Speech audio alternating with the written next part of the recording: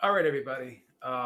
Real interesting interview I heard this morning from Eddie Hearn and Sky Sports Boxing, the YouTube channel.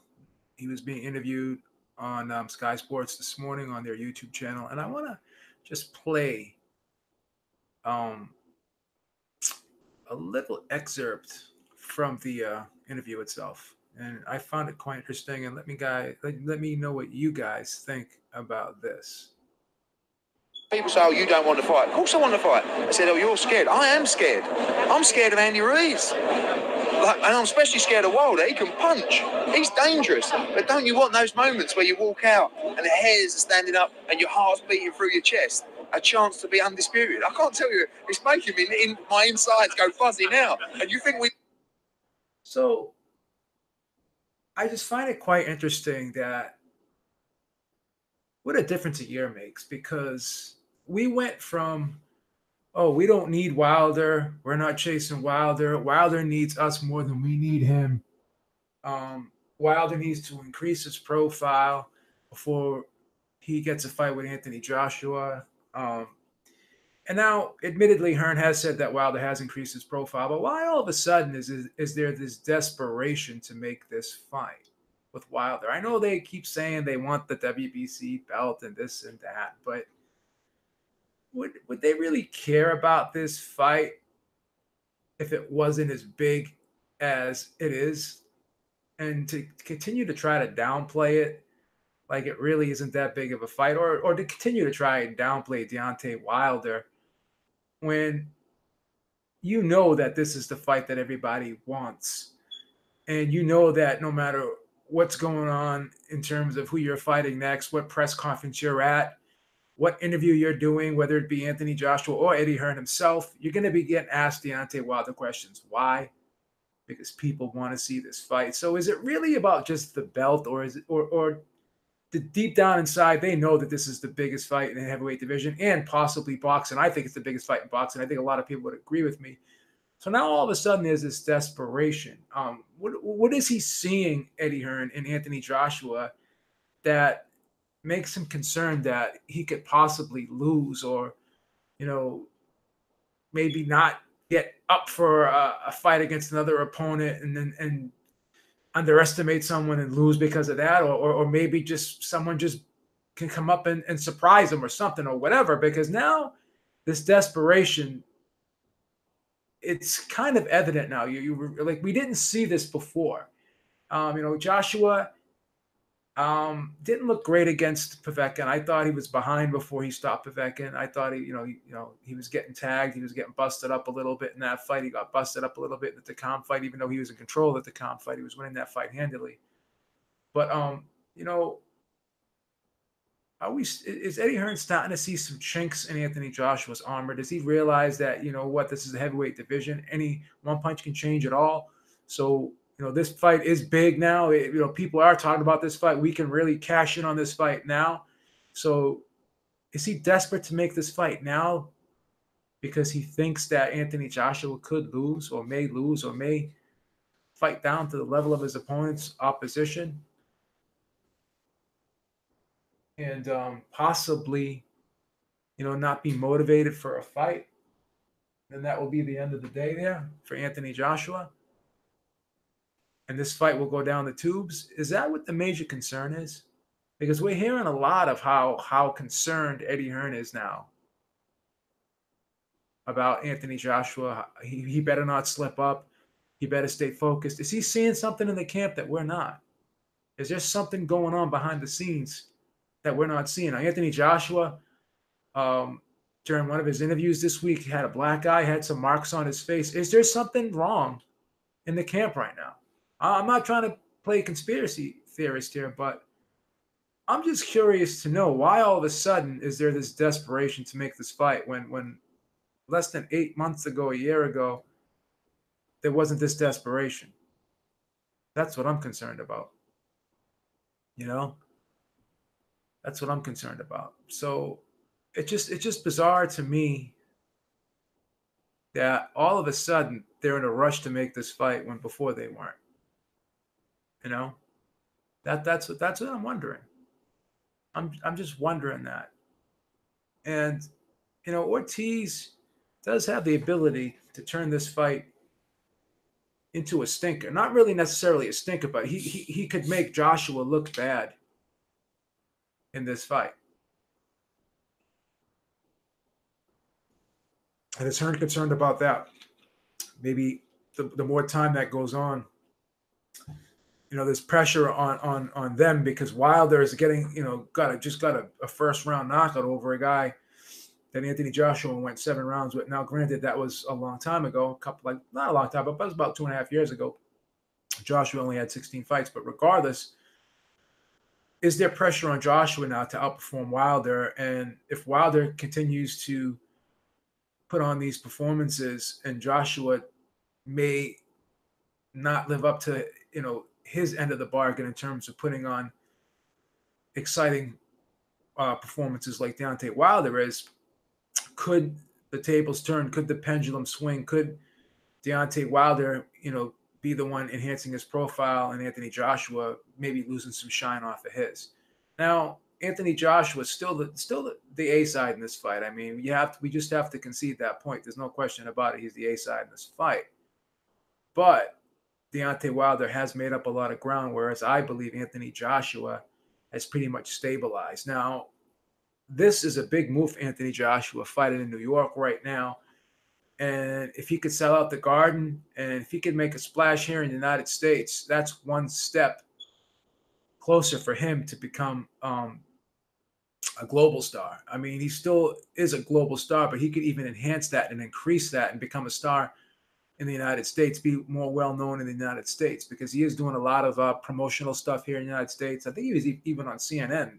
They were interviewing him about a specific topic too. And, he's been making the rounds on the radio stations and all that stuff.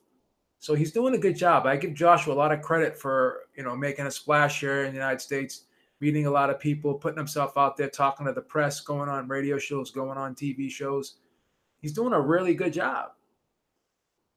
But let's see what happens on fight night. Let's see if he's mentally up for this fight. Let's see if he's mentally prepared for this fight. Let's see if there isn't a letdown and he can stay focused and be on top of his game against Ruiz, because Ruiz, again, has a style to really make the fight ugly for Joshua. He could crowd him. He could smother Joshua's power a little bit here. So if this fight ends up going rounds and this fight is not a quick knockout like a lot of people are anticipating, I'm thinking this fight should be over in about 6 rounds. That's my call. But what if I'm wrong? How is this going to look at the end of the day for Anthony Joshua? And will Eddie Hearn's greatest fears, come to fruition here? If Joshua does have an off night, will that, again, take some of the wind out of his sails and just give Deontay Wilder that much more of a step in the right direction, more forward momentum on his part in his march to increasing his profile? We'll see what happens. Now, Wilder, I'm not crazy about this fight with Ortiz. I'm not happy about it. I'm really not happy about it. I'd rather would have seen, obviously, the Joshua fight. But I feel confident the Joshua fight will happen next year. I think Joshua should beat Ruiz. Even if he doesn't look great in doing it, he may look great. Who knows? But even if he doesn't look great in doing it, Shelly Finkel will be at the fight for a reason. So I think, the talks have been ongoing, and it's good that a lot of this stuff isn't being put out in the media. Eddie Hearn keeps talking.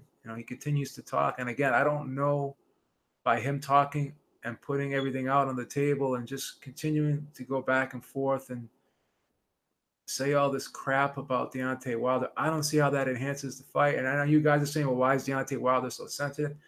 But at the end of the day, why would you want to deal with someone who who is putting a damper on the event? Thank you so much, Alexander Wilson. Eddie is afraid that Wilder is going to lose. They started ramping up AJ Wilder after the Fury fight when they thought Wilder lost. There is a chance to them that Wilder may lose before they fight. That's possible as well.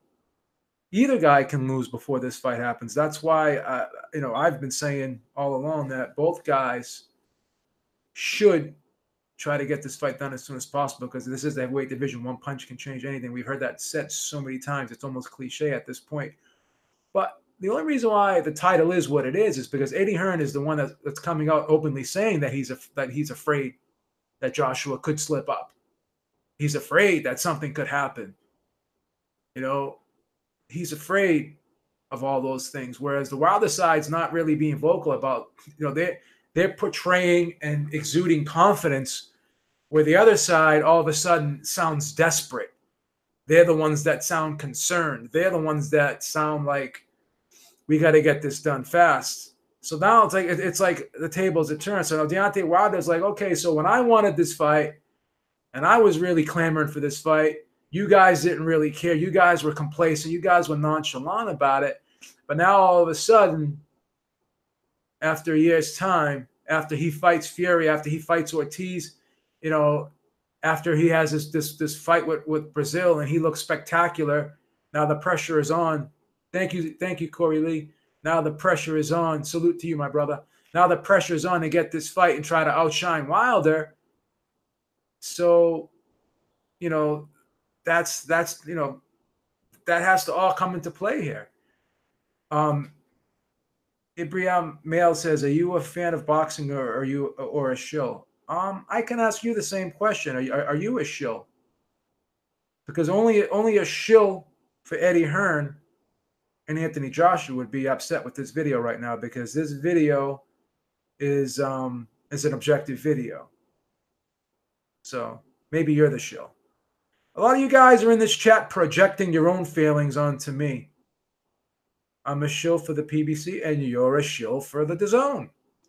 But yet I have DAZN and I have ESPN Plus, and I do a radio show every week that talks about each and every fight from each and every broadcaster. So, who has more credibility, me or you? You don't call it both ways, I do. Not defending ducking. When did I say I'm glad? Again, selective listening. I just said that I am not happy that that Wilder is fighting Ortiz next. I would like to have seen the Joshua fight first. So, again, you guys are projecting your own bias. You're projecting. All you're doing is projecting right now. You're not objecting, you're projecting. Whatever you're saying about me is what you really feel, and you're trying to subtract from me to add to yourself, to give yourself legitimacy, to make yourself feel good about yourself. You could never be me, baby. You could never be me. I'm on another level. Don't even try to hang on my coattails. Thank you, Corey Lee. Awesome channel, non-biased. Thank you, brother. No, you're listening to your bias. You're listening to something that's objective, that you want to be biased towards your beliefs. So that's why you're upset. You keep gassing me up. You keep making me better. You keep making me win. Okay, you guys are just upset because Eddie Hearn, out of his own mouth, said he's afraid that Joshua could lose. He said it. I played it for you. Did I make that up? No. I'll play. I've already played it. I played the video saying that Eddie Hearn said that he was afraid that Joshua could lose to Ruiz and then he could lose to Wilder. So if you're a promoter and you're saying that you're afraid your fighter could lose, then what does that say? Like, imagine a coach coming out that we're getting ready to play for the Super Bowl. Yeah, man, I'm afraid we could lose this game. Instead of saying, oh, we're confident we can win, we're prepared to win this. Like, why would a promoter come out and say, I'm afraid my fighter can lose? That sounds desperate, no? That's bias. That's bias. Okay, ask me this. Why do you think Eddie said he's afraid AJ could lose? I don't know. I'm not in his head. But I never heard Deontay Wilder, Shelly Finkel, or any of the Deontay Wilder team say that they're afraid Deontay Wilder could lose. You don't say that about your fighter. You don't say that about your fighter. Why would a fighter Wilder say he could get KO'd? What does that mean, Sean Newton? You're biased towards Eddie. You're biased towards Eddie. Wilder said that he could lose to Joshua. I never heard him say that. I heard him say this is the heavyweight division. Anyone can get knocked out. That's what I heard him say. I never heard him say, oh, I can get knocked out by Joshua. I never heard him say that. Never heard him say, I could lose to Joshua. Never said that. I never heard him say that.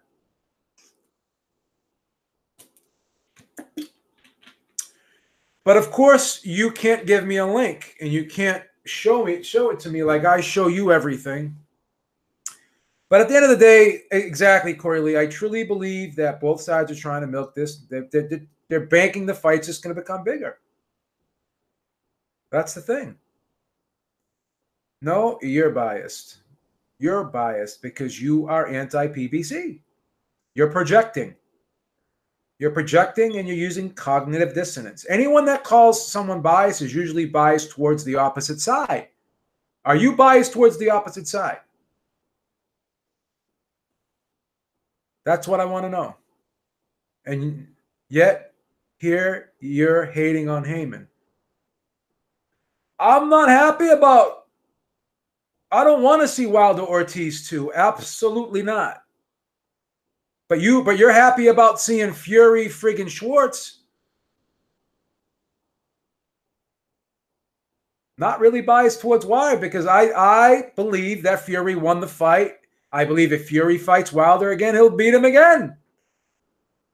I mean, you selective listen. You guys are biased because I criticize everybody. And when I criticize someone you like, that's when you call me biased. The only time I'm not biased is when I say what you want me to say. I will never be any one of your fucking puppets. None of you will ever fucking manipulate me to one side or the other. I favor AJ in the fight slightly against Wilder. But I think Wilder could win the fight too. I think it's like a 51-49 fight now. But I think Fury beats them all. Fury's the best in this division. Fury came back at 75% and I believe won 9 rounds out of the 12 against Wilder at 75%. Now he's looking better than ever. Now he's in better shape than ever. What's he going to do now?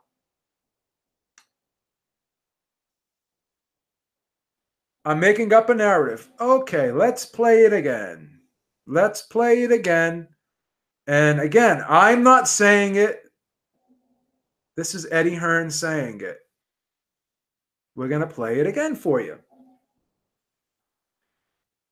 Because you have cognitive dissonance, and you will always have cognitive dissonance. Just coming in, he's like, I'm just going to let my hands go and knock him out. And move in, come in low and swing him over the top. It's heavyweight boxing. Do not, mate, more than anything in the world. Like, imagine this times are completely irrelevant. So these conversations are one. Do not lose to Andy Ruiz at Madison Square Garden. There it is. Swing him over the top. It's heavyweight boxing. Do not lose to Andy Ruiz at Madison Square Garden. Because all these conversations are completely irrelevant. So these conversations are one for next week. Do we have to make the Wilder fight? Oh, mate, more than anything in the world. Like, imagine this times 100. That's the size of the Wilder fight. Zero fear. It was just coming in. He's like, I said to Josh the other day, all you got to do is keep winning. These will come. But don't slip up against Andy Ruiz. You know, a guy who has zero fear, who's just coming in, he's like, I'm just going to let my hands go and knock him out and move in, come in low and swing him over the top. It's heavyweight boxing. Do not lose to Andy Ruiz at Madison Square Garden. Because all these conversations are completely irrelevant. So these conversations are one for next week. Do we have to make the Wilder fight? Oh, mate, more than anything in the world. Like, imagine this times 100. That's the size of the Wilder fight. Biggest fight in world boxing, one of the biggest heavyweight fights of all time. You know? And people say, oh, you don't want to fight. Of course I want to fight. I said, oh, you're scared. I am scared. I'm scared of Andy Ruiz. Like, and I'm especially scared of Wilder. He can punch. He's dangerous. But don't you want those moments where you walk out, the hairs are standing up, and you...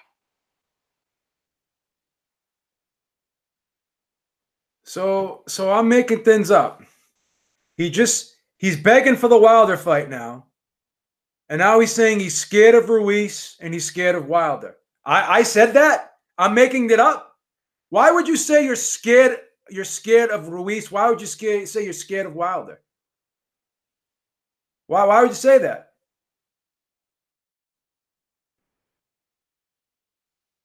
I mean, I don't know. I've never heard the Bob Arum during a Manny Pacquiao fight say, "Oh, I'm scared of the guy Manny Pacquiao's fighting." I never heard what Lomachenko's fighting. "Oh, I'm scared of Anthony Crawler." I never heard him say that. I never heard him say that. Hey, what's going on, 78? Can you get a link? Yeah, let me get you a link, man. See if I could see if I can remember your. I think I have your email here. I'll send you a link. You always send me links. So I'll definitely send you a link. And we could tag team these motherfuckers. Let me make sure I have this thing, and I'll send it to you right now.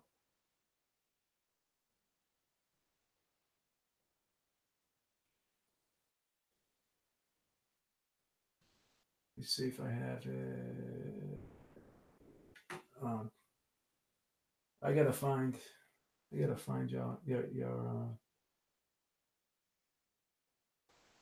I'll have to go to your YouTube channel and find your link, man. Find your email, but I'll get it. Yeah, This is gonna get heated pretty soon, man.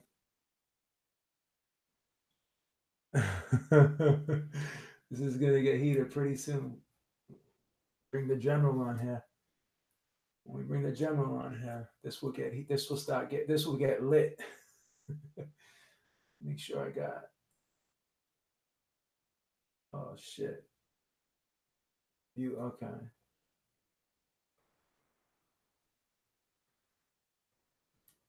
Okay, I got it now. All right. Okay.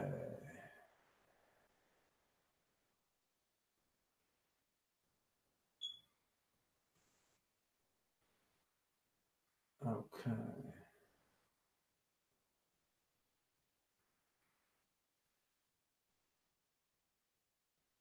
All right. We are gonna send 78 a link right now. Trying to multitask here.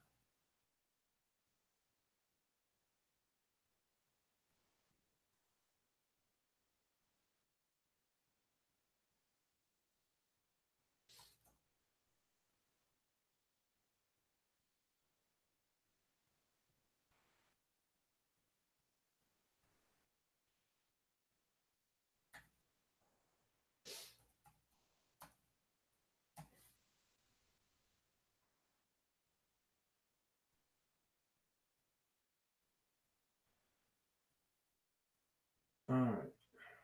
So that link is sent to you, 78. Definitely jump on when you get the email.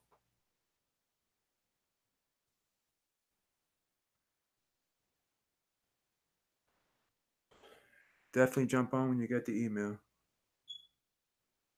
But yeah, I mean, if your promoter is sitting there saying he's scared that you're gonna lose, that's not a good look, man. That's not a good look. I don't want anyone behind me. I don't want anyone behind me telling me, "Hey, man, I'm afraid you're gonna lose and this and that." What's up, Beep? Hey, what's going on, brother? How you doing, man? All right, how you doing, man? I'm good. I'm good. Yeah, I was just listening in, man. I just saw you was on live, and I heard you playing the Eddie Hearn clip, man. I had never heard that clip. No, he said it this morning. He said he's afraid that Joshua could slip up, he could lose. He's afraid that Wilder could beat him. So I mean, that doesn't sound like a guy who's confident in his man. Just does it? I mean, I don't know. People gonna say I'm clickbaiting and I'm trying to play one side versus the other. But I mean, I gotta call it like I see it. I mean, it is what it is. Absolutely. And Eddie the bottom line is this, and this is what I want people to understand, is that Eddie Hearn does not want AJ versus Wilder to happen next. He doesn't want to fight next. It's easy for him to pretend like he wants to fight next because as Eddie Hearn admitted himself, he already knew Wilder was fighting Ortiz next. He knew this. He knew this for sure the moment Ortiz turned down the AJ fight. Then all of a sudden, Anthony Joshua and Eddie Hearn go on this full court press, pretending like they want the Wilder fight next, when you know Wilder's not fighting you next.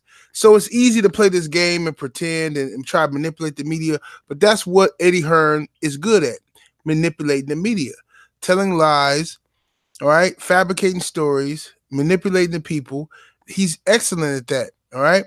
And, Deontay Wilder made a decision. Either I sit back and look like a fool, continuing to lower myself and lower my standards, asking Anthony Joshua, begging Anthony Joshua for a fight, being disrespected. Tyson Fury runs away and gets a deal off of my name, and he gets to fight bums and no criticism whatsoever. And I sit back and do nothing, or I create my own lane. I fight the guys that's available to me, and then I'll deal with those guys when the time comes. And that's what he did. He chose to bet on himself, and he's dealing with the guys that are willing to fight him right now, for sure. Well, I mean, I think both sides are kind of waiting it out, and I think in both camps' minds, they believe the fight's going to be bigger next year. So obviously, they're trying to get the most amount of money possible. They're trying to get as much revenue as they can. So I kind of think, both sides are playing us, playing the Wilder fans against the Joshua fans, only to build up the fight more and build up interest for the fight more. So I think the fight is going to happen next year, and I think, I don't want to put words in your mouth, but you believed, I think, it was going to happen next year as well. I thought I heard you say it one time. Yeah. So last time I was on your show, I told you it would happen at the end of 2019 or the beginning of 2020. So now, I'm not happy about the Ortiz fight. I'm not going to sit here and lie and pretend I like the Ortiz fight. Do I want the Joshua fight next? Yeah, but you know what? I understand what's going on, and I'm not gonna be a puppet anymore, and I'm not going to allow either side to manipulate me into believing one thing or another. I know what's going on. We've seen it with Mayweather Pacquiao. They built that one up. They're going to build this one up. Obviously, this is not going to take as long as that. But to continue to still, do the same things you did before, knowing that it was an impediment to making the fight in the first place, is counterproductive on Eddie Hearn's part. And then all the AJ fans are like, well, why is Wilder so sensitive? You can't spit in somebody's face and then turn around and say, well, why is the guy sensitive? I mean, you're shitting all over the guy instead of trying to build him up to build up the totality of the event. And I keep telling everybody this, and they don't fucking understand that it's not about the parts, it's about the sum. So when you put these two together, it's the sum. The sum is what matters here. That's what makes the money, is the two of these guys together. Regardless of what this guy did with this guy or that guy did with that guy, these two guys together can do a lot. And people don't look at it that way. People want to play the conquer and divide game and this and that and be manipulated. But at the end of the day, one side keeps talking and saying the same things that were a problem in the first place. You can't keep giving the guy backhanded compliments. How in the fuck would he know how many people were comped at that Wilder Brazil fight? He's saying that 7,000 people were comped at that event. How in the fuck would he know that? Right. I'm going to call the commission today, because they'll give you the numbers. I'm going to try and contact them later today, the New York State Athletic Commission, and I'm going to ask them how many fucking people were comped, because I know 7,000 people were not comped. He's sitting there trying to say that 6,000 people paid. How in the fuck would he know that? Right. And why would, by him coming out and saying that, how is that productive? That's all I want to know. It's not. And that's what I've been telling productive. People. That's what I've been telling people, B. It's like this is how you know Eddie Hearn is not ready to make this fight, because he's still out lying on Wilder publicly in the media. Okay, as long as he's playing this Game of Thrones game with the media, you know he's not ready to make this fight. You'll know when Eddie Hearn is ready to make this fight when he starts talking with sense. As long as he's downplaying Wilder's ticket sales, downplaying Wilder's TV views, you know he's still playing the game that AJ's the A side, which means he's not ready to split everything 50-50. He's not. As long as he's playing that game, he's still trying to manipulate the media and the fans to believe Wilder is in over his head. Wilder is not a star. AJ's a star.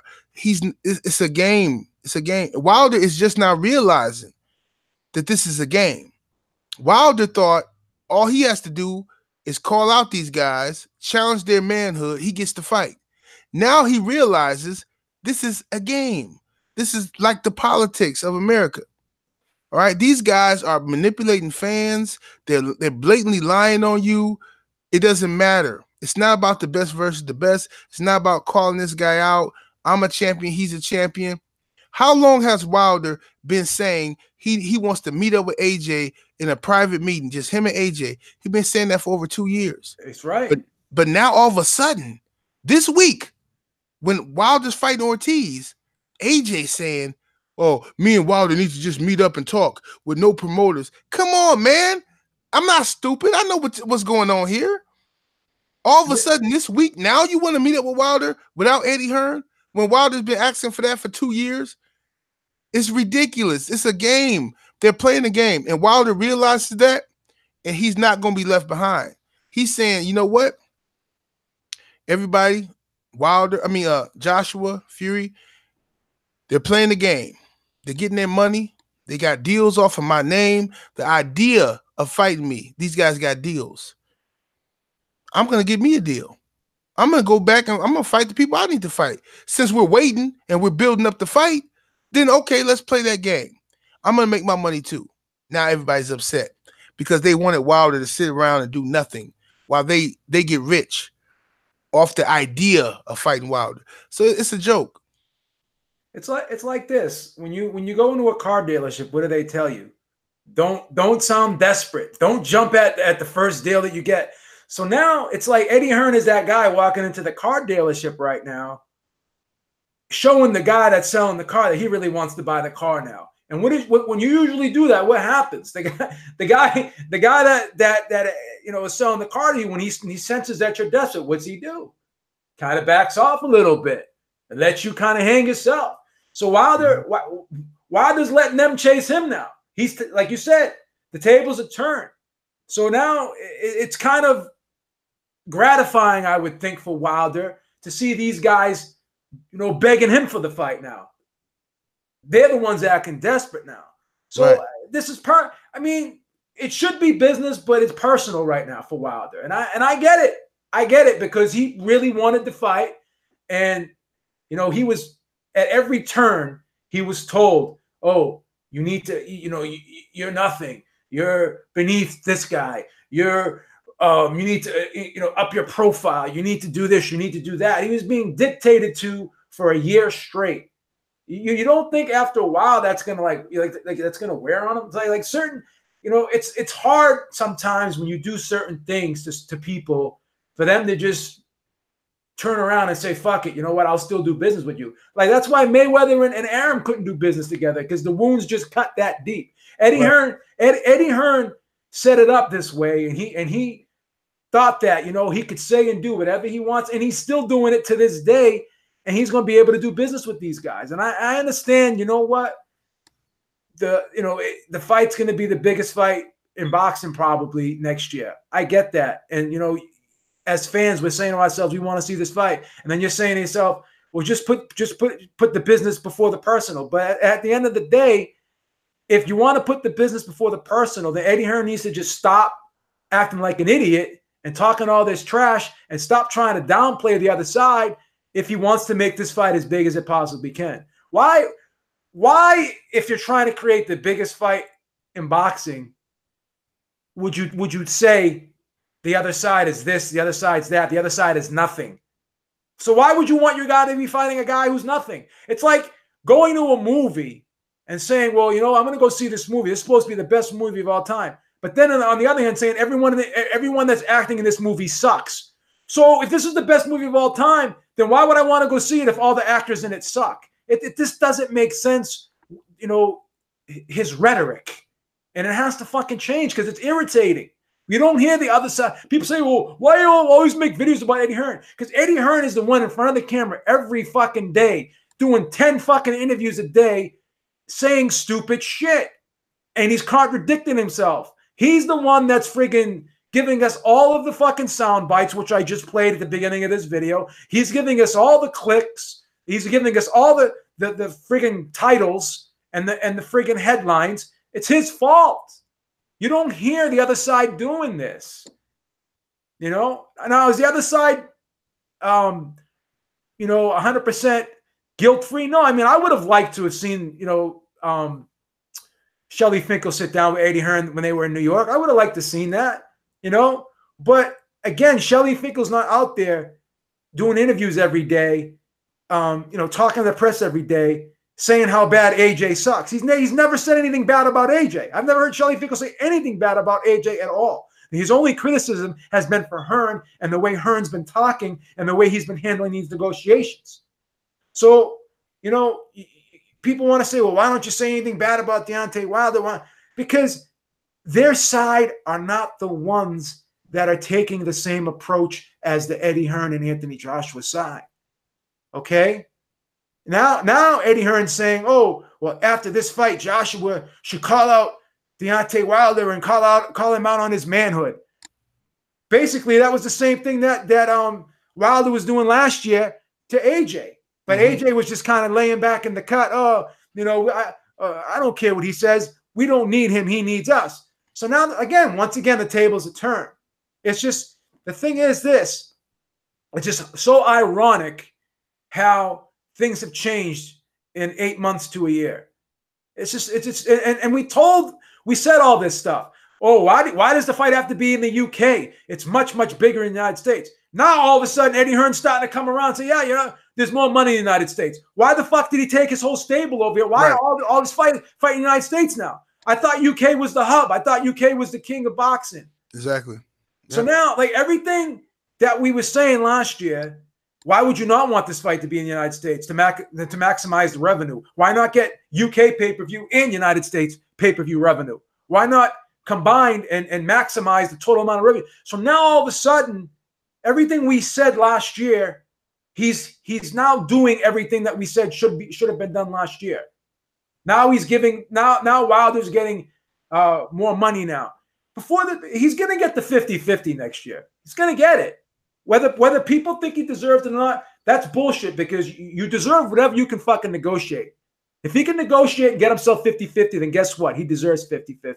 Whatever deal you can get for yourself as a fighter, you fucking deserve it. If these guys made $1 billion each, I wouldn't fucking complain, because they're the ones that are taking the fucking punches. Not the promoters, not the team, not the fucking trainer, not the strength and conditioning coach.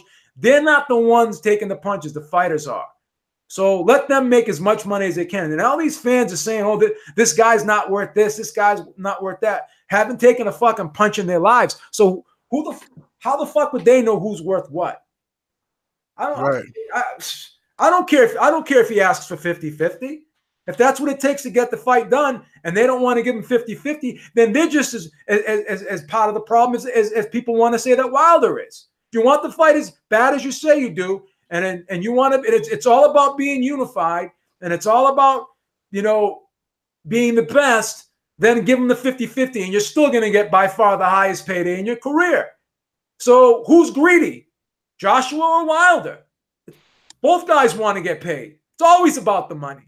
Right. So why only make it about the money for one side and not make it about the money for the other side? Why is one person greedy and the other person's not? Why? Right. Especially when Wilder submitted.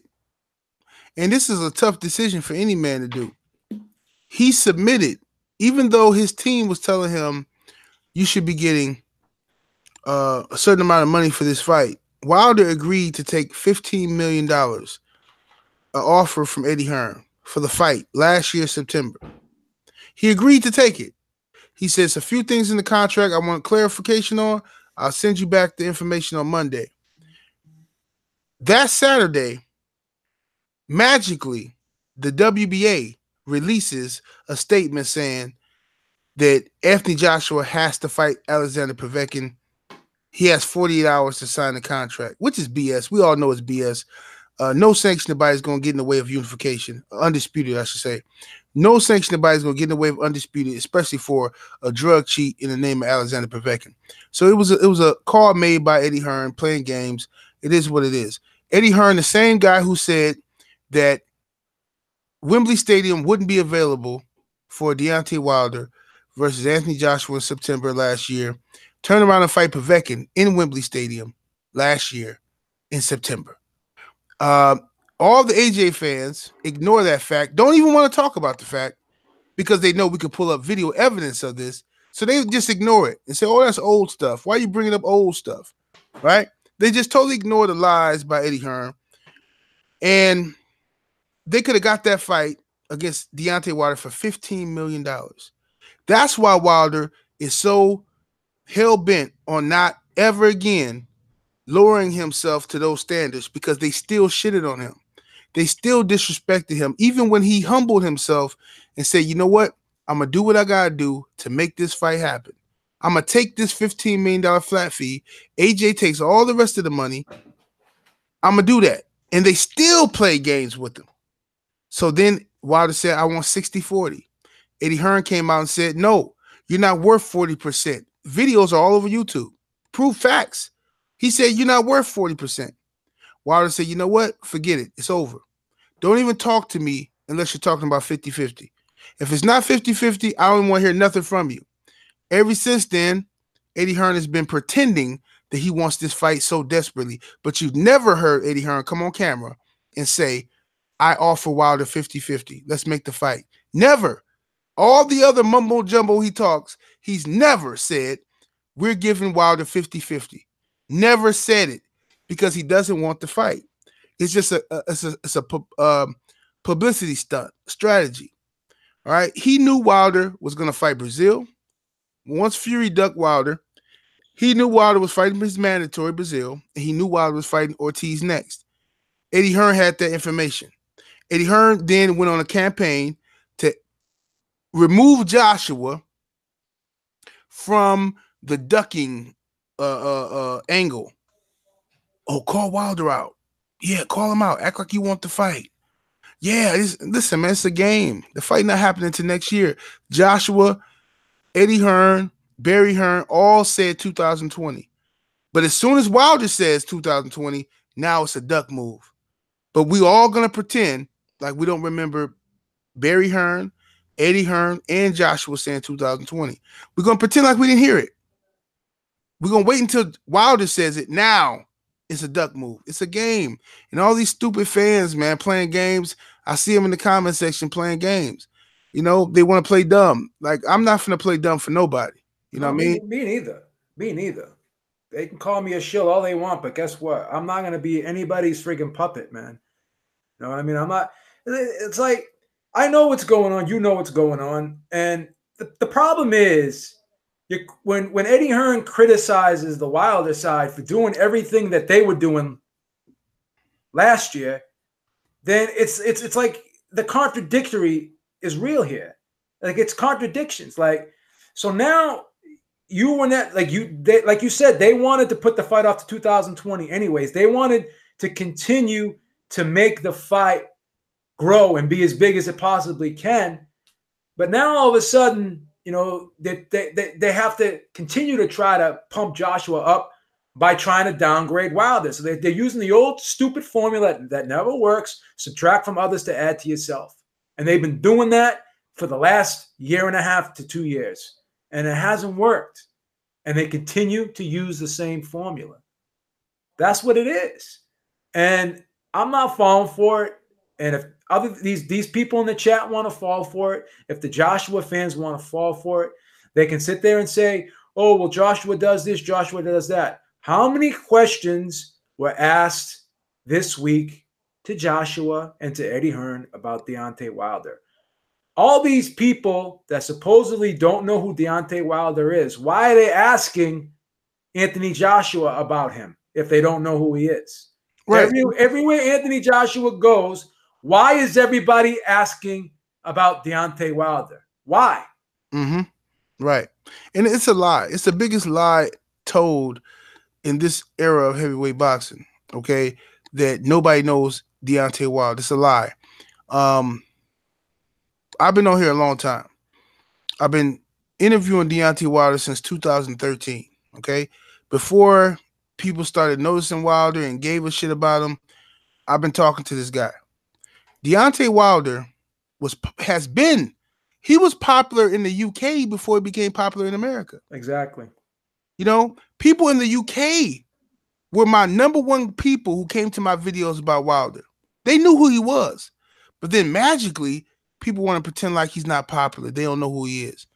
I did a video about Wilder versus Fury 3 years ago. Before the first fight happened, way before, okay? That video got 1 million plus views. All right? That's how popular that fight was.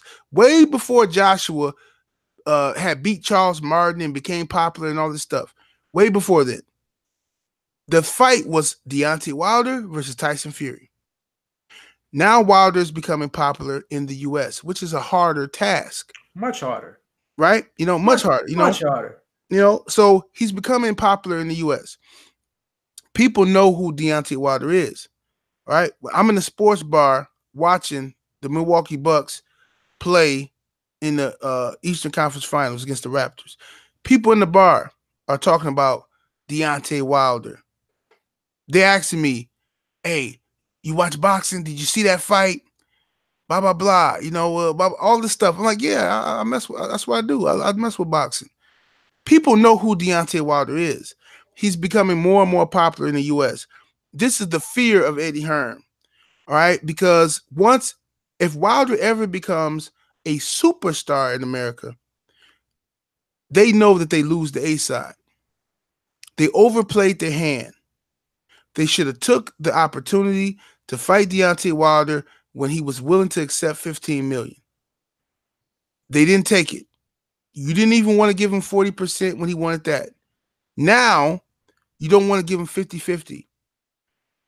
It's going to be really bad for Eddie Hearn and Anthony Joshua if Anthony Joshua doesn't look good against Ruiz. He doesn't look good against Ruiz. Is everything they work for could be ruined, all overpricing themselves. That's what it is. That's exactly what it is. That's why Eddie Hearn is so desperate right now, because he's seeing a shift. Now, Anthony Joshua has stayed stagnant. He hasn't gotten bigger. He's still big. He's huge, but he's stayed stagnant. Whereas he's seeing Wilder's actually gaining ground. Wilder's growing. Wilder's getting more popular, while AJ's pretty much staying the same. Now, who knows what's going to happen Saturday? Who knows how great this event does if it sells out? You know, how many tickets are going to be given away for this thing?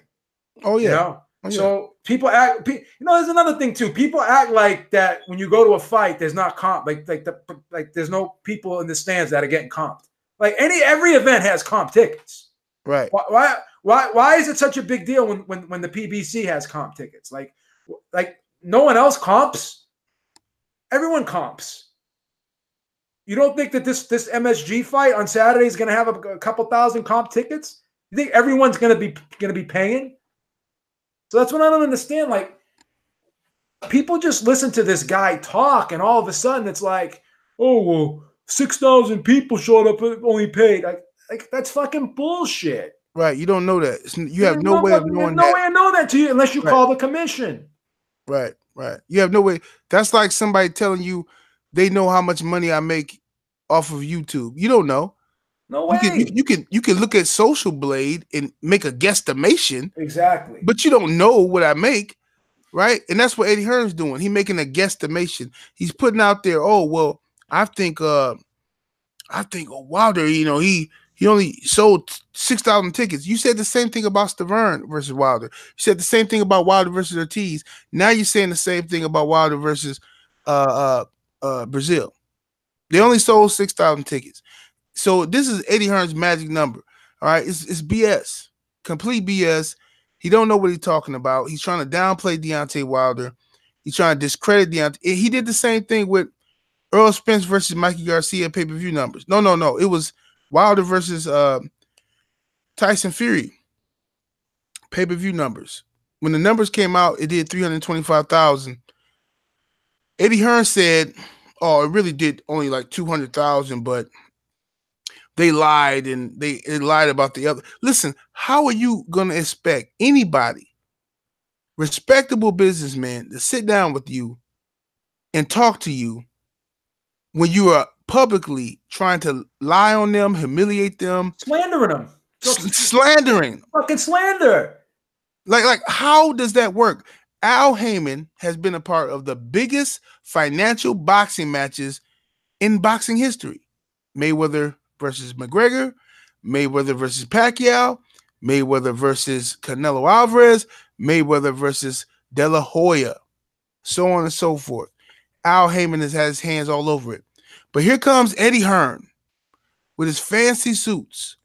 Has never done anything in America, but somehow he knows all about the American market. Man, get out of here. It's ridiculous. The guy can't even. Why is Anthony Joshua not on pay-per-view? Eddie Hearn doesn't even know the amount of money that could be made from Wilder versus Joshua on pay-per-view.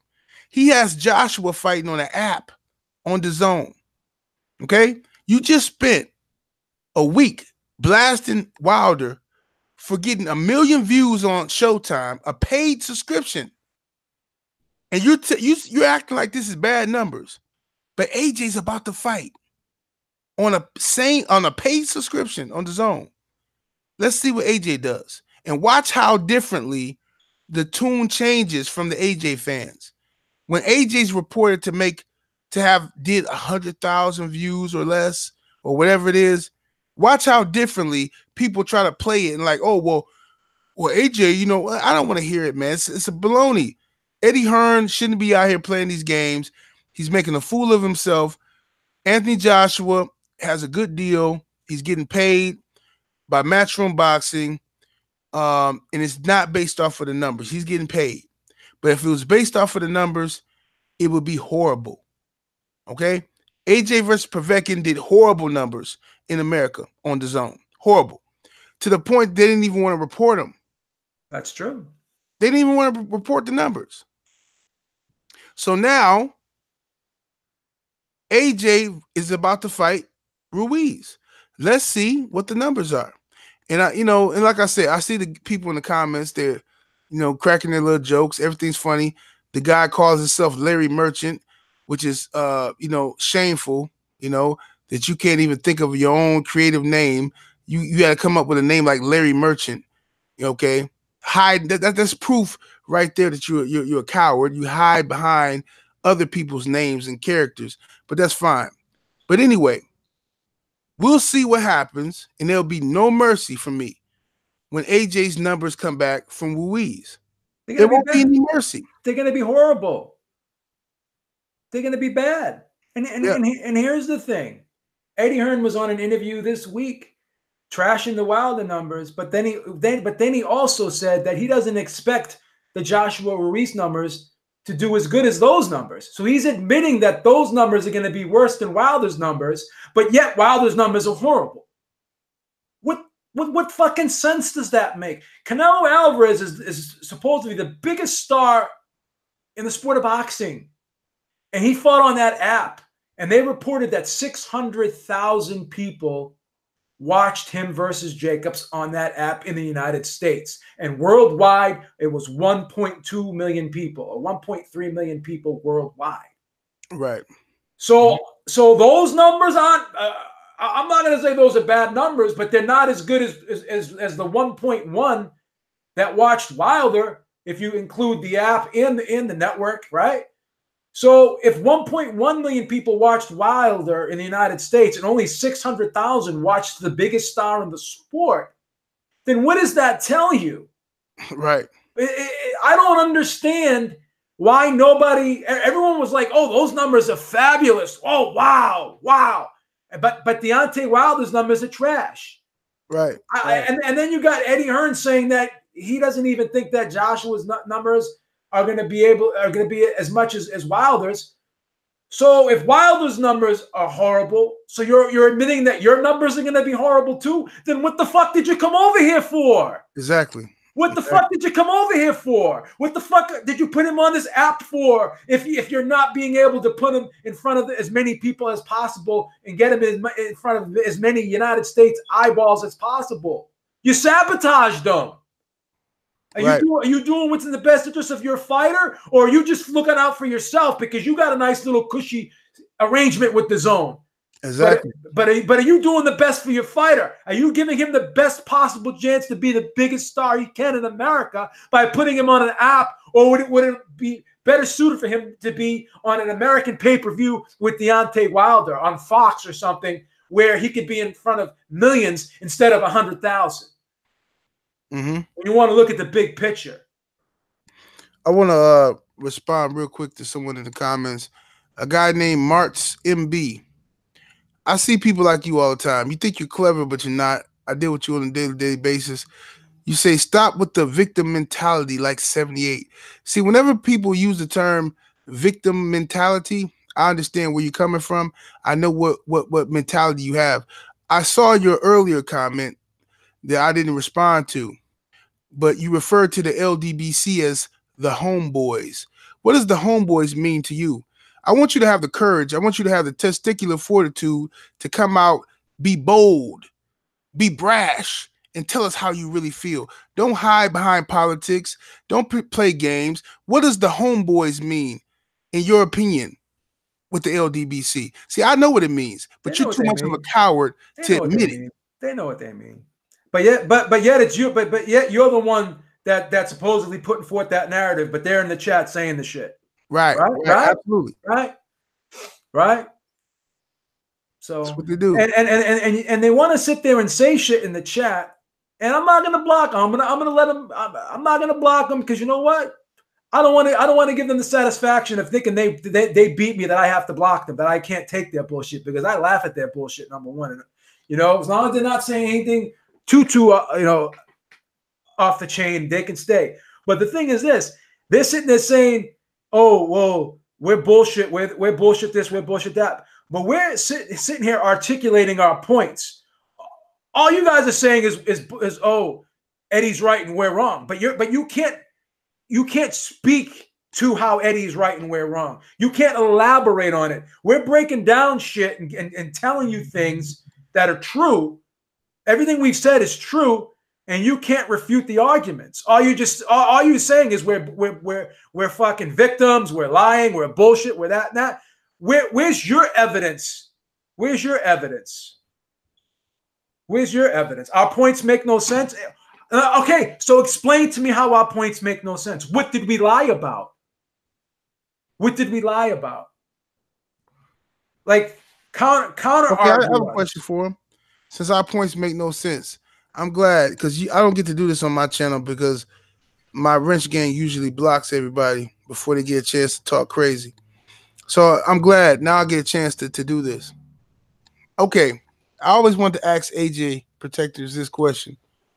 There's a video on YouTube that AJ did, an interview with Radio Raheem, where he said he would be willing to give Wilder a higher percentage in the rematch. Okay, so he would sign a contract to Wilder to get 40% in the first fight, 60% in the rematch.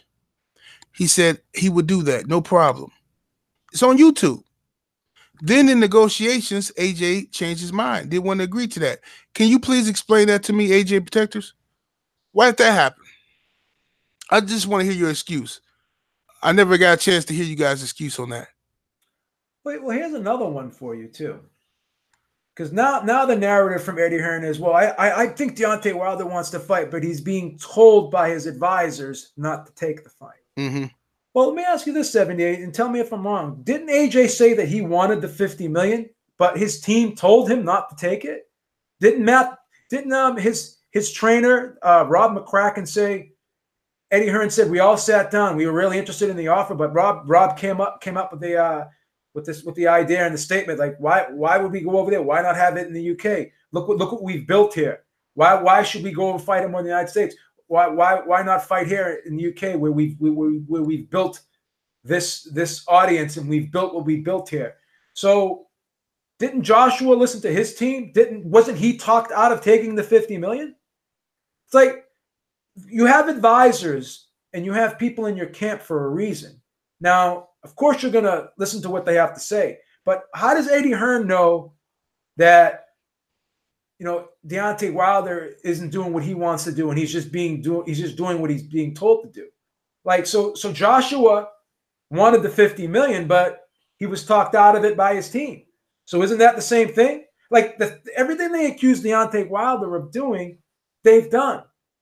So it's almost like they're projecting their own beliefs onto Deontay Wilder. It's like a transference, basically. Right. That's where the hypocrisy lies. Like he was interested in that. And Rob McCracken was the one that said, why should we do it over there after everything we've built over here? They didn't want to do it. It was his team that told him not to take the 50 million. So yeah, absolutely. And that's what your teams are for. Your team, but Eddie Hearn is playing a game here. And I also noticed conveniently how nobody in the comment section replied to that question. And that's what they do. They'll talk about all this other stuff, misdirection tactics and this and that. You're playing the race card, blah, blah, blah. But they're not going to answer. They're not going to respond to the blatant lies that's on video that can't be refuted from Eddie Hearn and Anthony Joshua. But that's fine. I understand. I understand what's going on here. But as to what you were saying, B, Eddie Hearn is out here now saying Wilder wants to fight, but his team doesn't want to fight. This is just more mumbo jumbo, more tactics. Okay. Deontay Wilder, I told everybody what was going to happen. Nobody wants to listen to me until the shit hits the fan. But I told people this months ago that this is what's going to happen. Deontay Wilder created his own lane. The moment Anthony Joshua came out and threatened Deontay Wilder, Joshua came out and said, if Wilder doesn't get realistic with his demands, financial demands, we'll freeze him out. Yep. Meaning that Wilder won't be able to get a fight. He won't be able to make any money. Yeah. They'll fight around him. Yeah. Once Joshua said that, Wilder, I know this personally. Wilder was pissed. He said, you know what? I'm not going to let these dudes do this to me. I'm going to create my own lane. I'm going to fight the people I want to fight. All right? I'm going to get paid to do so. And when they're ready to sit down at the table and talk real sense, we can meet up. That's what he's doing. It's no problem. And everything changed after the Fury fight because then AJ and Hearn realized there were other avenues that Wilder could go down. And then Fury got his deal with ESPN. Everything changed. Now they realize that these guys they're on the come up now. Fury and Wilder are on the come up now. So now they see that, Joshua's not the only game in town. That's why everything is changing now. And speaking of the race car, how could you be playing the race card if both guys are black? That's what I don't understand. Hey, what does that mean? Like, what are these motherfuckers talking about? Is there another guy? Is it a triple threat match? Is there a white guy that's going to be in the ring with them? I mean, how are you playing the race card? Hey, B, man. Is it a three-way ladder match that's going to be happening that I don't know about? I mean, what the fuck? Both guys are black. This is what they do. Both guys are black. This is what they do, man. When they can't beat you with facts, they start talking about all kind of shit, like calling you homeboy. You're part of the homeboys and all this coded language. Yeah, man. They're too cowardly to come out and say what they really want to say because they know they're gonna expose themselves. So they use code words like they won't call you the N-word, but they'll call you something else like the homeboy or the monkey or something stupid. That's what they do. Yep, that's what they do. They try to put a little syrup on it and make it sweeter, but it's still not sweet. Fuck that. That's what it is, man. Larry Merchant asked me, do I watch? Do you watch that guy's? I watch everybody's videos. I've been on here since 2009, and I watch everybody. I just do. I like to hear what everybody has to say, even if I don't agree with it. I like to hear it. I don't want to listen to everything that people say that agree with me. I want to hear people that don't agree with me too. I have a hard time listening to people who are not in reality though. That like if people just make shit up and people constantly contradict themselves, I don't really like listening to it. But I listen to it because I like to see the bullshit so I can counteract the bullshit. You know what I mean? That's why I listen to everybody. I listen to everybody. So yeah, I listen to everybody. Absolutely. I want to know what's out there. Yep. Larry Merchant, apparently, all you guys, right, that talk shit, but you still listen, you hate watch. If all Larry you Merchant used to be on my channel all the time. Exactly. He So used to be like on my channel faithfully until he got blocked. One of the exactly. guys blocked him because he got out of hand. His opinion was different from mine, but it was accepted until he got out of hand with the undercover tone shit he was doing over there.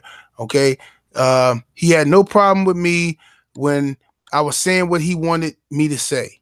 The moment he disagrees, now all of a sudden I'm a racist and I'm this, I'm that, and he runs to another page.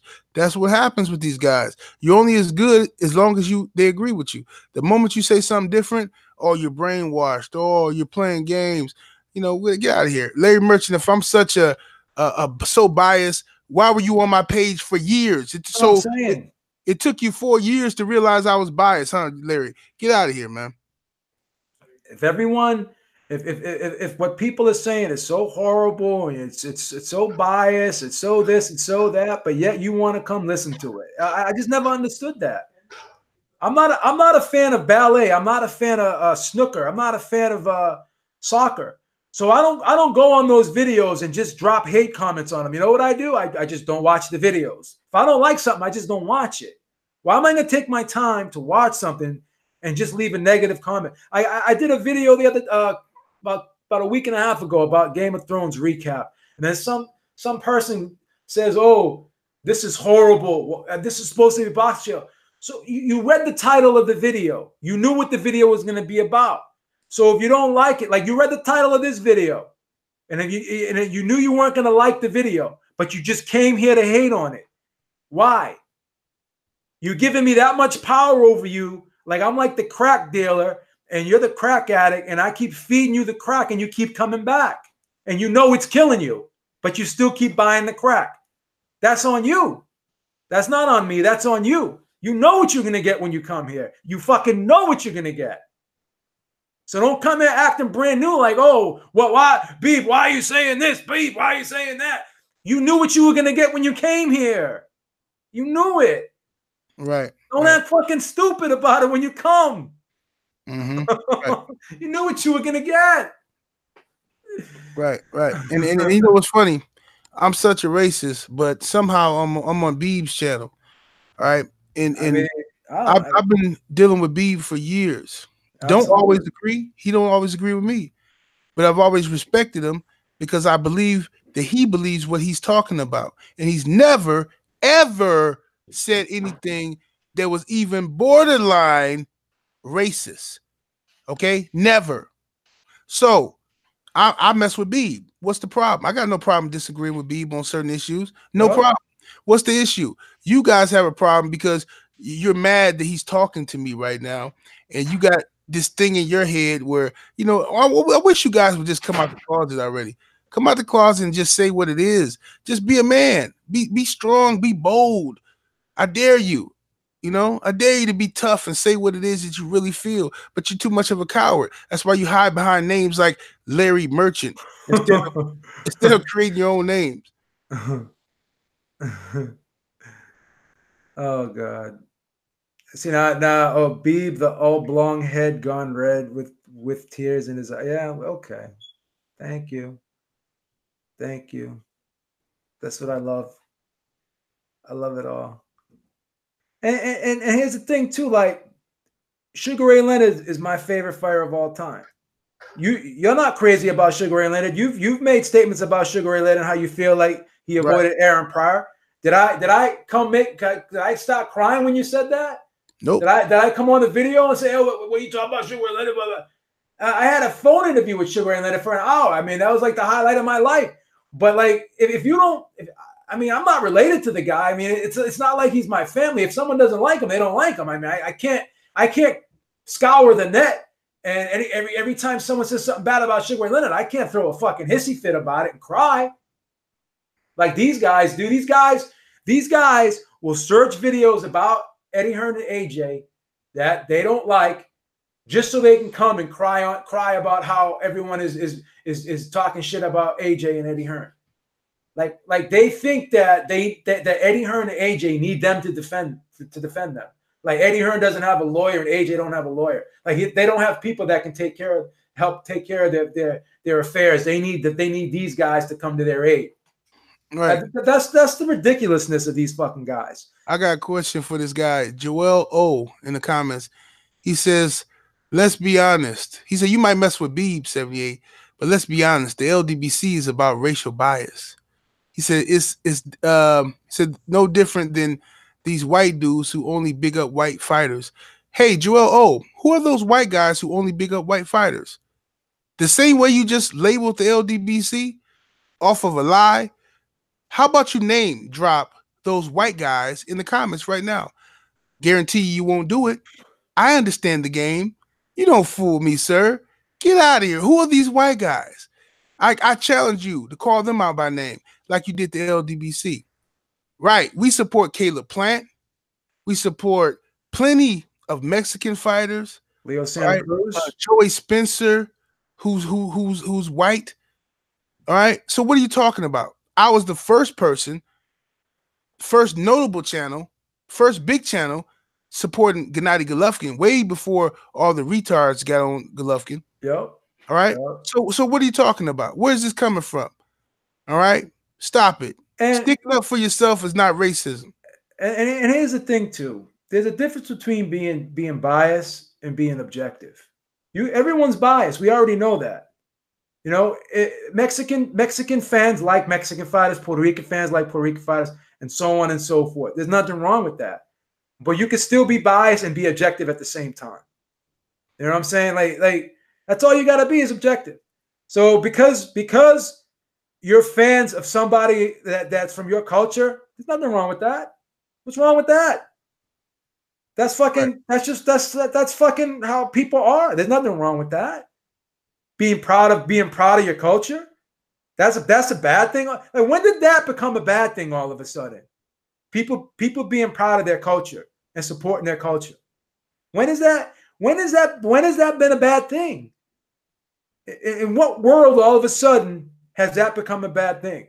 But no one complains when Mexican fans, you know, Canelo's fans, you know, defend him, and Manny Pacquiao's Filipino fans defend him and get behind him. What's wrong? I mean, that's just how boxing's always been that way. It's always been that way. There's always been rivalries. That doesn't mean people still can't be objective. You know, doesn't mean people still can't be objective. And that's the problem. You know, when you have Mexican fans who proudly say, "I'm backing the Mexican fighter," and they tell you on video, "I gotta back my Mexican brother." They'll tell you that. No problem whatsoever. Nobody calls them racist. I don't think they should be called racist, right? But if the same thing was asked to a black fight fan, he said, "Hey, man, I got to back the black brother, man. I got to back him." Immediately, they're going to call him racist because there's already an inherent belief, already a disdain for black people. So you don't see it the same way, right? When Canelo comes out and says, "I'm not fighting any more Mexicans. I don't want to beat up any Mexicans," right? There's no problem with that. Nobody says that's racist. None of these guys in the comment section who call me racist, they wouldn't call Canelo racist for that, right? No problem. But if I said that, if Deontay Wilder said that, if Earl Spence said that, it'd be a million videos right now talking about how racist they are. So I just wish people would just come out the closet and just say what you want to say. Don't hide behind screen names and play games. have the balls to say what it is that you want to say. I mean, Donald Trump is the president. Be bold. Say it. Let's hear it. And then it's not only that too. Like other things you hear being said too is like you'll hear, oh, Julio Cesar Chavez Jr. Julio Cesar Chavez Sr. I should say. Excuse me. Oh, he's thought of as the best Mexican fighter of all time. Like people say these things, and it's accepted in their own circles.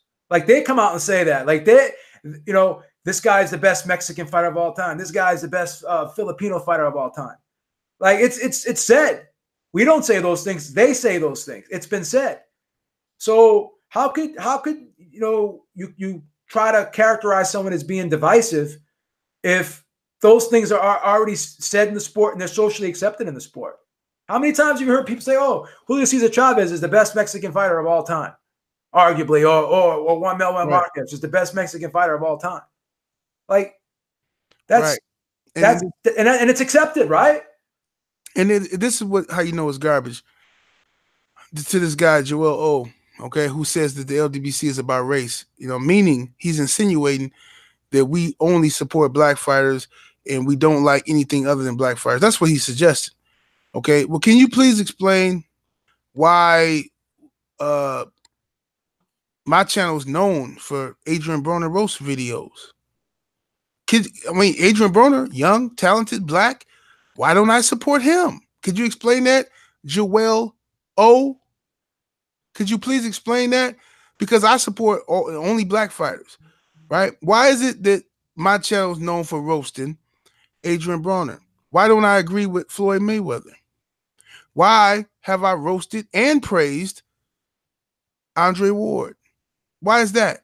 Because we only support black fighters. Like, dude, get out of here, man. Get out of here with your agenda, your BS. Stop it, bro. We're talking boxing over here, okay? If you can't deal with the heat, get out the kitchen. Don't try to take it somewhere you ain't ready for. You can't prove what you're saying. Well, now it's being announced, or it's being mentioned that if AJ beats Ruiz, it's going to be AJ versus Dillian White too. So is that going to be? Is he going to get the same backlash that Wilder's getting for fighting Ortiz, or is that going to be accepted if he rematches White? No, it won't get the same backlash. Absolutely not. Because that's what I mean. People are full of it, man. They're full of it when it comes to the hypocrisy. I did a video earlier today about the heavyweight hypocrisy. How Tyson Fury can duck a Deontay Wilder rematch and sign a deal with ESPN to fight two nobodies. And Tyson Fury just said last week in an interview on ESPN, he's not fighting Wilder until next year this time. Yeah. But yet, while he admits that, he's still saying Wilder's ducking him. Unbelievable. I mean, that gets no criticism. They're all holding out for the money. We already know that. Right. All of them are. So why single one side out over the? You know what I'm saying? Like why all of a sudden is it Wilder's fault now? Like when everyone's doing the same thing. I just don't get it. Yeah, it's BS, bro. Like I said, it's a game being played. Wilder didn't understand the game at first. Now he knows what the game is, and he's following suit. Okay, that's just what it is. Let them chase for a while. That's all. Right. That's all it is. He didn't want to play the game. He didn't. I know. I talked to the man. He didn't want to play the game. He wanted to fucking fight these guys. And now he realizes I got to play the game like everybody else is playing the game. Otherwise, I'm going to sit around here waiting on them and be broke. I got to play the game. That's just what it is. And Eddie Hearn just told you, came out of his own fucking mouth. He's afraid. He said he's scared that Wilder could knock Joshua out. He said it. He fucking said that. Mm-hmm. He said that out of his own fucking mouth. But I made that up, right, guys? I played you the clip, but I made that up. Played you the clip twice. So you don't think that Eddie Hearn's concerned at all about Joshua losing this fight against Wilder? You don't think there's any fear in his mind or any concern or any apprehension in his mind? Come on, man. It's a tough fight. It's a tough. I mean, the more I think about it, it's a fucking tough fight. Really is. And if Wilder, the odds makers are already making like Joshua like a 2-1 favorite. Wilder's definitely worth he 50-50 fight like this. You're getting odds. They're definitely worth putting money on Wilder if you're gonna get 2-1, and you got to put it. You better put it up early because it'll be even money by fight time. I fucking guarantee that. And this guy Marts MB, he says I was blocked for saying. I'm assuming he said he was blocked from my channel. I was blocked for saying Al Heyman should pay whatever it takes for Wilder to get the WBO belt off of Parker to even the leverage against AJ. 78 wasn't having none of that. Okay, first of all, I challenge you right now in front of all these people to pull up the video where that happened because you're a liar. Because had you said that, I agree with everything you just said. Had you said that, you'd have been a star on my channel, sir. Because that's what I was saying. You said that so already. What are you talking about? You already said that, 78. Right. You already said that. Right. What are you talking about? You lying. Stop lying. You were blocked for saying that, and I didn't want to hear none of it. Man, get out of here. You already said that. Fibs, man. I remember you said that. And then you because remember when Wilder met with Parker?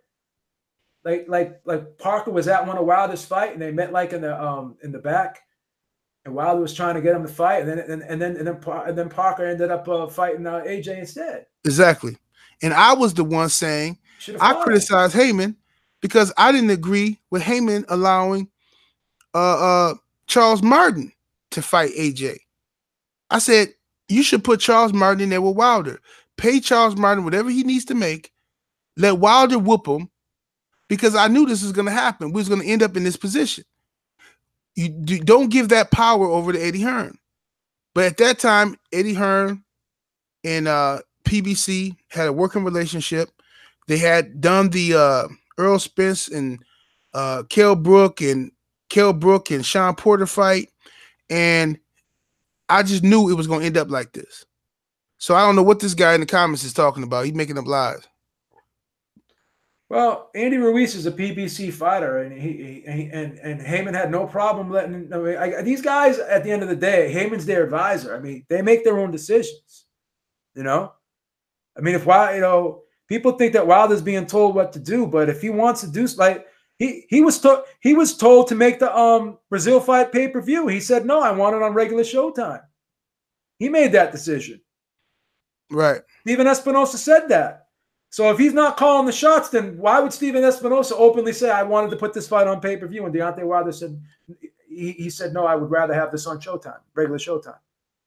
I mean, I'm sure these guys all talk. I'm sure they listen to their advisors. But at the end of the day, they make the decisions. Mikey Garcia was told not to fight Errol Spence.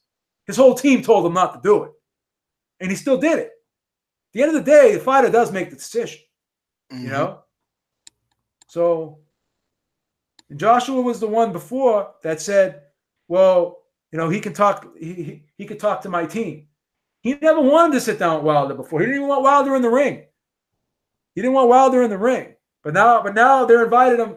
This is what I don't understand. Now they're inviting Wilder everywhere. But before they were inviting him with conditions. Oh, you can do this. You can do that. It's like oh, you come. It's like me inviting you over my house. You come over my house, but you know what? You can only stay in the kitchen. I don't want you going in the living room and sitting on the good furniture. It's like, what the fuck would I want to go over your house for then? I mean, it's I don't know. Like, I don't know. It's just like bullshit. It's just such bullshit with what's being put out there. And all of a sudden now, everything is so much different than it was before.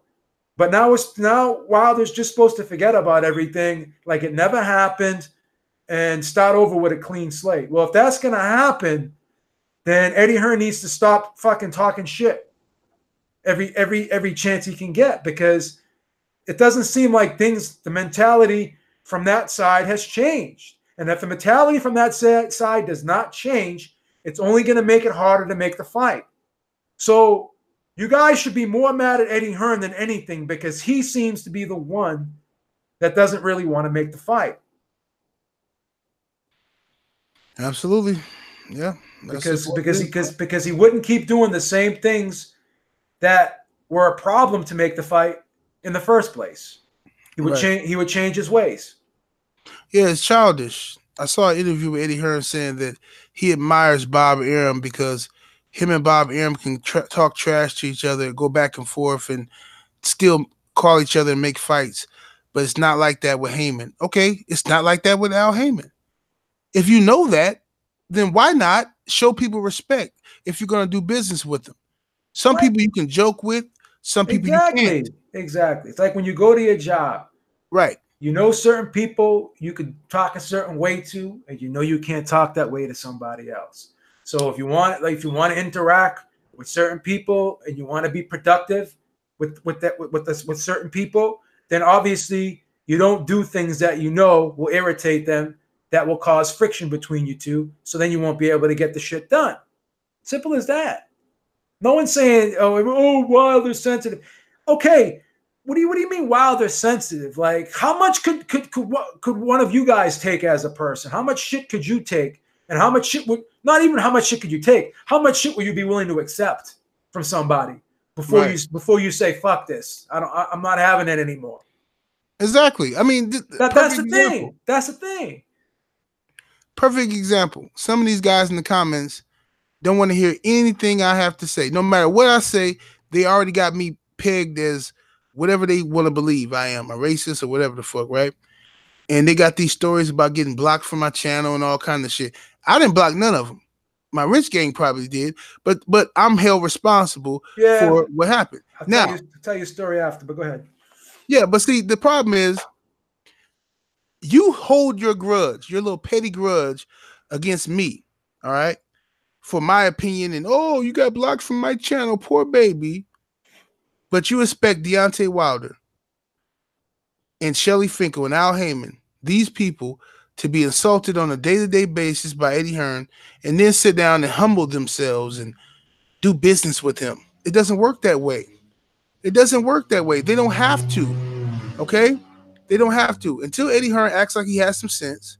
And I told people, when this fight happens, it will be when you hear Eddie Hearn talking with respect when it comes to Deontay Wilder. You remember when the offer came in from DAZN, okay? When DAZN offered Wilder 120 million or whatever. Go back and look at those interviews from Eddie Hearn. Oh, he was so respectful. He was so nice. He was so praising of Wilder and all this stuff. He was so praising, right? Because he thought that Wilder was about to sign that deal until, they screwed up. So until Eddie Hearn starts talking with like he got some sense, you know the fight's not going to happen. He's still talking crazy. He's not interested in offering Wilder a 50-50 split against AJ because he doesn't think Wilder deserves it. That's just what the truth of the matter. Yeah. I had an incident yesterday. One of my subscribers, I guess one of my wrench guys blocked him off the channel on Sunday, and I didn't even know about it. So he created another channel, and he comes on the channel yesterday in the chat and starts cussing me and Eric out, saying, why did you give all these guys wrenches? Blah, blah. How do we know who's going to block who? And then I told him, I said, just send me a link to your channel and I'll unblock you. He's like, oh, no, I don't want to deal with it now. It's like, how the fuck are you supposed to know everything that your moderators are doing in the chat? Because your moderators are there to watch the chat for you so you can do the show. So you don't have to sit there and watch the chat the whole show. So you can't always be held. I mean, you give the guys the wrench, but if they do something that you may not want them to do or whatever, if you have like 4 or 5 guys out there that you gave wrenches to, and someone blocks somebody, you don't know which one of them did it. Like, I don't know. Like, I don't know why these people cry about shit like that. Like, because how do they know you did it or one of the mods did it? But you get held accountable for it. But I even said, I'll unblock you. But the guy sitting there cussing me out is like, fuck you then, man. I mean, what do you want me to do? Exactly. These other guys making up lies in the comments. I don't remember any of these guys being me blocking them. I know who I blocked. Now, Reese Mack, he's saying in the comments he got blocked. Yes, Reese. Now, I did block you. Okay? I don't know about these other guys. They just making up shit. But Reese, I did block you because you were openly admitting that you're on LDBC hate channels, and you justified it by saying, well, I listen to everybody. I'm a boxing fan. And I told you flat out, I understand that. I can respect that. But you can't be over here. You can't be over here telling me big up 78, and then I see you on somebody else's channel laughing and giggling when they're disrespecting me. Yeah, you can't play calling both out my sides. manhood. Can't play both Can't be sides. done. Can't do that. Can't do that. That's bullshit. That's Yeah, bullshit. that's what happened right there. I'm not gonna lie about it. That's what happened. I don't respect that. I don't deal with people who do stuff like that. Like that's like I wouldn't do that to anybody I'm cool with. You know what I mean? If I'm cool with you and I respect what you got to say, and I come to somebody else's channel that I like and they disrespecting you for no apparent reason, I'm not dealing with that person no more. It's just not gonna happen. And I tell people that all the time. People come over here and they try to talk shit about other people that I have no problem with, and they try to get me to go on. Nah, man, fuck that. I don't have a problem with that person. That's your problem. That's not my problem. There's no strength in numbers over here. I'm not gonna ride. I mean, you know what I'm saying? I don't. If I like somebody and they don't do nothing wrong to me, I'm not gonna diss them just because someone else wants me to diss them. You know what I'm saying? I go by my own relationship with somebody. You know, right? And that's what they try to do. They try to like fucking like. Problem with a lot of these people is it's almost like Jehovah's Witnesses. Like the Jehovah's Witnesses will knock on your door and they try to convert you, and if they can't convert you to what they want you to believe, then they get angry. That's the problem. They like these guys want you to be on their side. They want you to fucking believe what they believe. They're like a fucking cult. They're like cult members. They're like minions. You know what I mean? They need somebody to follow. Like Eddie Hearn is their god, and they follow Eddie Hearn, and they want you to follow Eddie Hearn. They want you to be on Eddie Hearn's side, and I'm not going to be on Eddie Hearn's side because I don't believe the guy. I think he lies a lot. I think he fucking talks a lot of shit. Right. That's just my opinion. I don't have a problem with the guy, but I don't trust him. I just don't trust him. I don't trust him to tell the truth. He just comes out and says shit without having any fucking facts. And then he contradicts himself. He does too many videos and he talks to too many people at once in the same day. And he doesn't even realize what he told the last guy. And then he goes and tells the next guy he talks to something else. And he's even admitted it. So. Now, this guy, Joel O, look at how hilarious this is. He says, I never got blocked on 78's channel. And I used to really like his shit talking about LeBron James and Adrian Broner. But the constant biased narrative gets old. So I want you to hear this. LeBron James, black man.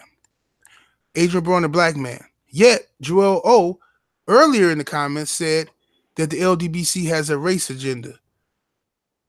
Okay? So I'm confused, Joel O. What is it really? Just to be honest. I said something about a fighter that you like and you disagree with, and you couldn't take it. That's what really happened. That's all it is. That's what happens, man. That's what happens. I mean, no disrespect to anybody in this chat, but you guys gotta really look inside yourselves and ask yourselves what the real problem is. Is it with you or is it with us?